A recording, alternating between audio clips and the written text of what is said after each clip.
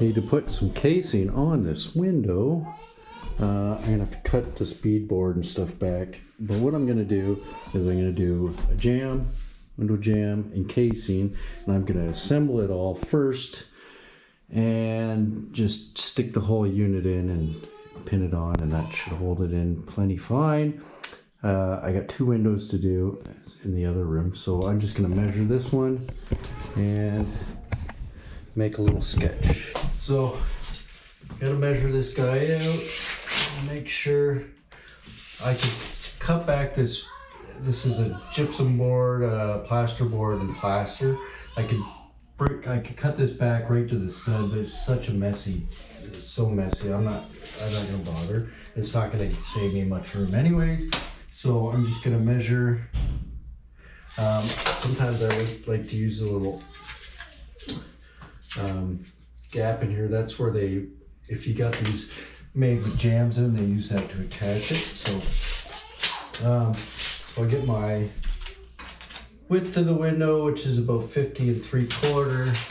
My height is 43 3/4, 43 1/2 or so. Okay, and then the main part is the depth. So I've got, and you want to go around because it probably will vary a little bit. You want to go with the biggest one. If it's really off, then you might have to get a little bit creative. And this one's not too bad, so I'm not going to worry about it. So it looks like about 1 3/4 everywhere. 1 3/4. That one's a little bit over, but if there's a touch of a gap in the window, we're gonna caulk it all anyways. If it's really bad, so you do the jamb. What you would want to do is the jamb separately, and then you can scribe around the jamb and trace around the jamb, and then you can cut it to fit, which is a lot of work. If it's just a little bit of a gap, the way we're going to do this, if there's a little bit of a gap behind it, as long as it's like 1/8 of an inch, you should be able to just caulk it. Here's the other window. It's pretty much the same, except I don't have any beadboard I got to cut around, which is nice. So I'll assemble both these windows at the same time and just stick the unit in there. You can even pre-paint it outside if you wanted to. Okay, so we'll get rolling out here in the garage. I got the one window is 1 3/4 deep, and the one window is 1 5/8. I've got some of this primed pine. It's just under 1 1/2, or it's just, that one's just over 1 1/2. So I have one, that's the biggest number, but most of the one window is actually about 1 1/2. So I'm just going to use this stuff. If there's a little bit of a gap, we're going to caulk it anyway, so you're not going to see it. The other window is 1 3/4. I'm going to have to rip it on the table saw.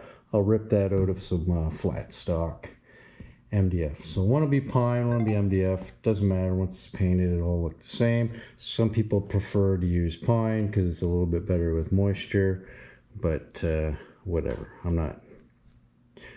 Use whatever you want.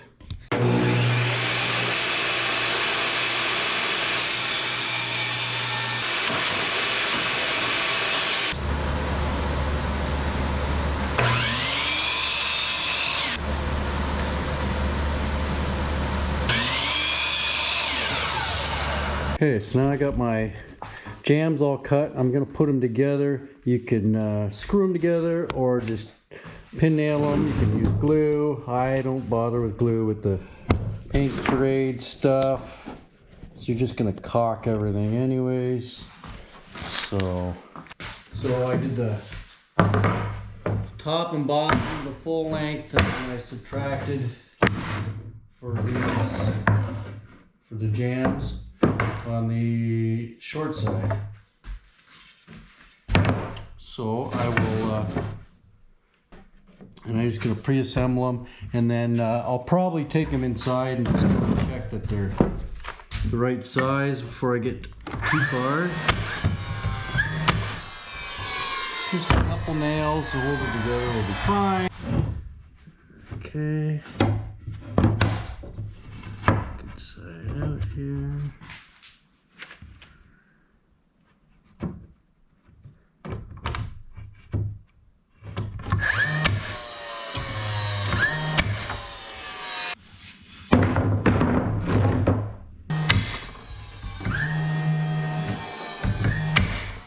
Okay, so I'll take that and double check. Okay, so I got the Jamb assembled, and I'm going to cut the casing. The casing is just a square modern casing that's going to go around. Grab some here. This one's a little warped, but flatten it. Oh, yeah. Ooh. A little work, but we'll make it work. So anyways, this square casing. So what I'm going to do is I like usually about 1/8 of an inch reveal. So I'm just going to measure the inside and then add 1/4 inch. Sometimes this stuff on doors you actually have to go a little wider because of the hinges. Just measure the inside. Measure the inside.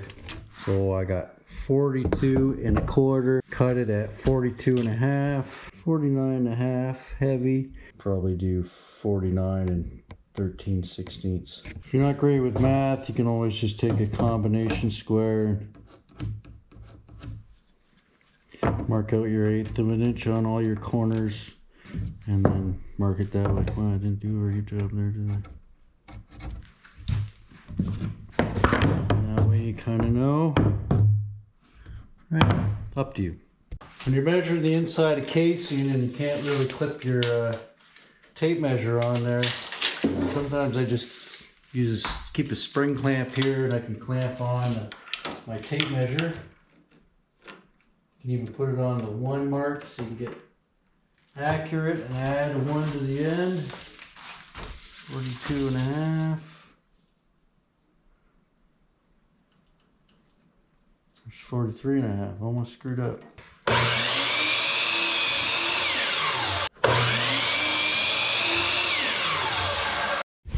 Once I've got the sizes I want, then I'll just go through and just trace them out.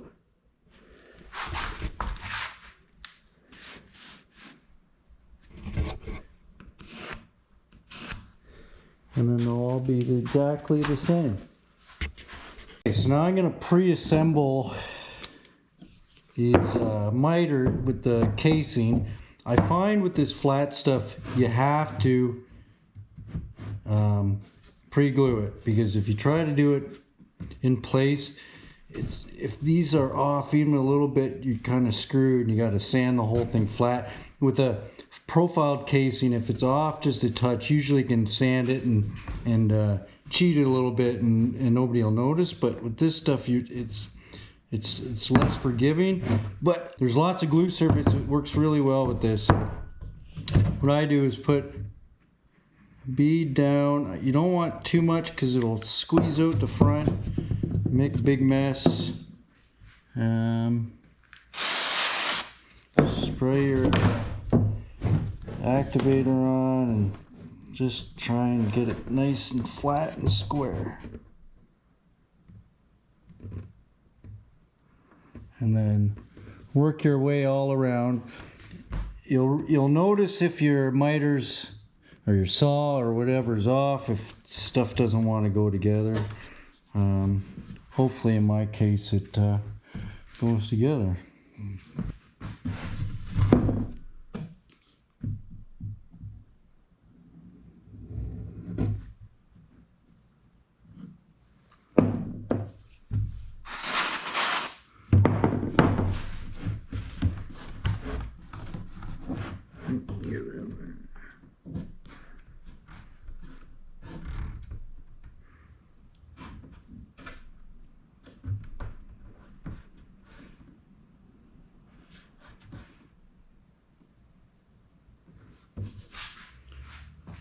Okay, so she's all the casing sitting on top of the Jamb.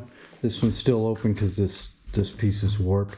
So I'm gonna follow along, get my reveal, and then that'll kind of square up the jamb, pin it all on, and then I'll just glue this.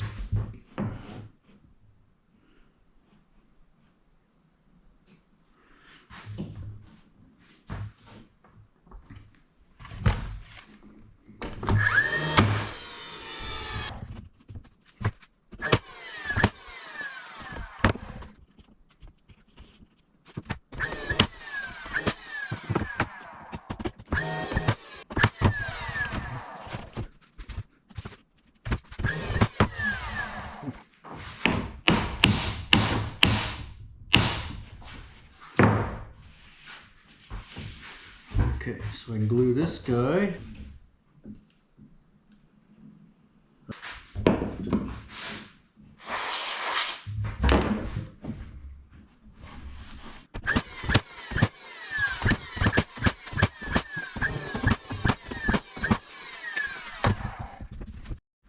There we go, it's all pre-assembled, and I'll do the other one.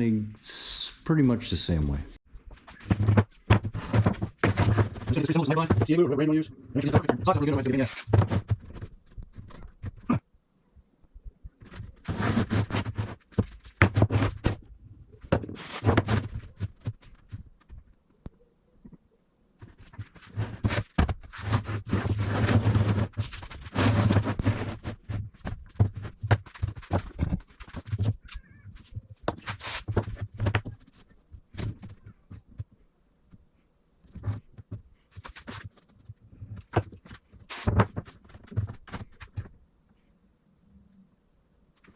Okay, I'll take Jamb.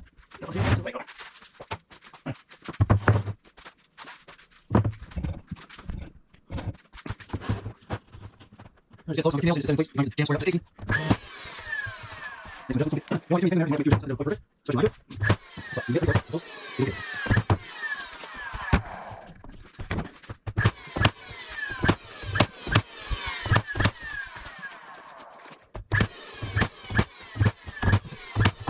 Okay, we'll see how it fits. Okay, so I'm ready to put this window in, but I gotta cut this wainscoting, whatever you want to call it, off. I'm gonna get the window in, mark it close to, get it where I want it, mark this. I'm gonna cut the big part off so it takes up a lot of room, and then I'll mark it again. I'll cut off the B-board stuff.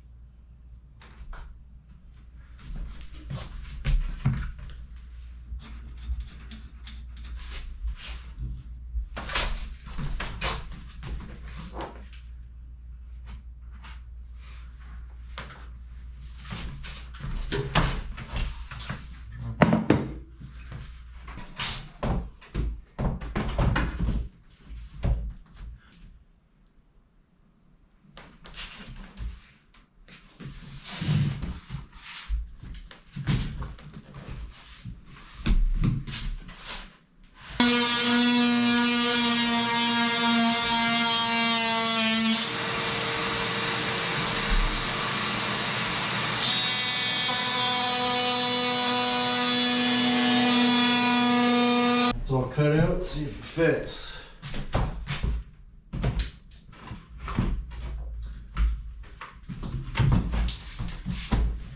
Not too bad.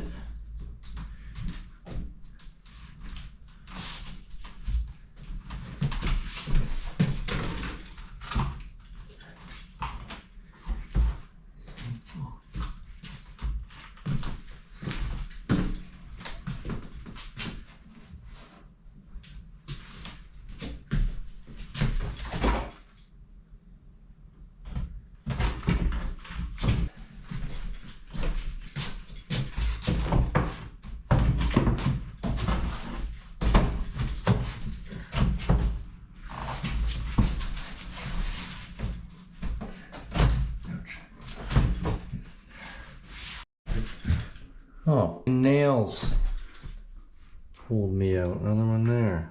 Son of a gun. Okay, so it's fitting in there good. Now, if my windowsill is pretty much going to be sitting on this plaster and be tight to everything. If you got more gaps, especially at the bottom, you might want to put some blocks or some shims or something, just so this is sitting on something solid. You don't have to, but especially for a small window, it's not as big a deal. Some of these bigger windows, you might get some bowing or whatever. But basically, you're just going to nail this in. So I'll get it up in place, grab my nail gun. And one's good.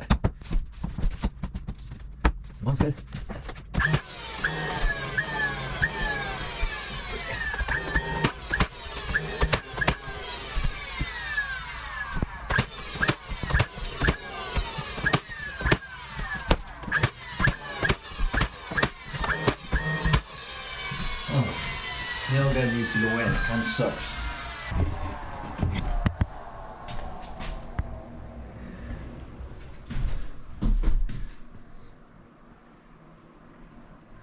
So just need to set those nails that are sticking out because the gun sucks. Thing sucks.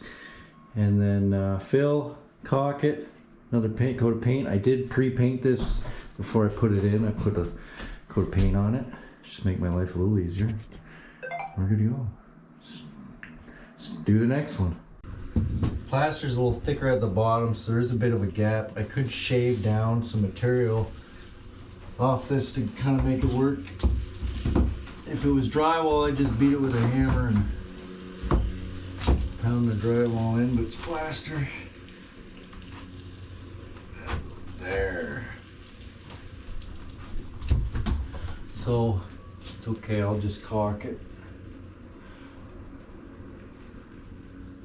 There. Let's get a nail in just to